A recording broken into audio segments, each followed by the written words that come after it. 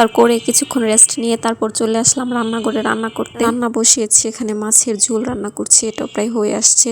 আলু সেদ্ধ করে টমেটো দিয়ে একটা মাছের ঝোল করে নিচ্ছি। অপর চুলায় ভাতও বসিয়ে দিয়েছি। আর এখানে করে নিচ্ছি হচ্ছে পাবদা মাছ ভুনা করব। এটা হাতে মাখিয়ে করব, টমেটো এবং পেঁয়াজ সাথে সব মশলা একসাথে দিয়ে মেখে নিচ্ছি। এই তরকারিগুলো হাতে মাখিয়ে করলে আমার কাছে ভীষণ ভালো লাগে। হাতে মাখা তরকারির স্বাদই অন্যরকম।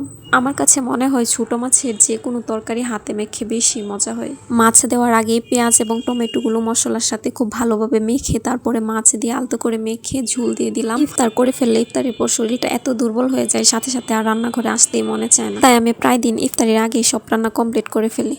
আমার ওই তরকারি হয়ে গেছে, ওই চুলায় এটা বসিয়ে দিলাম এবং আলু সিদ্ধ করে নিয়েছিলাম আগে, এটা ভর্তা করবো। আজকে কেন জানি মনে চাইলো কাঁচামরিচ দিয়ে বেশি করে পেঁয়াজ দিয়ে আলুর ভর্তা দিয়ে ভাত খেতে। আমি ভর্তা বানিয়ে সাথে সাথে গরম ভাতের সাথে নিয়ে নিলাম ভর্তা এবং ভাত। মাঝে মাঝে এই সাধারণ খাবারগুলোর টেস্ট অসাধারণ হয়। ভিডিওটা এখানেই শেষ করছি, ভালো থাকবেন সবাই। আর ভিডিওটা ভালো লাগলে অবশ্যই আমার চ্যানেলটা সাবস্ক্রাইব করবেন। দেখা হয়ে যাবে আবার পরবর্তী ভিডিওতে। আল্লাহ হাফেজ।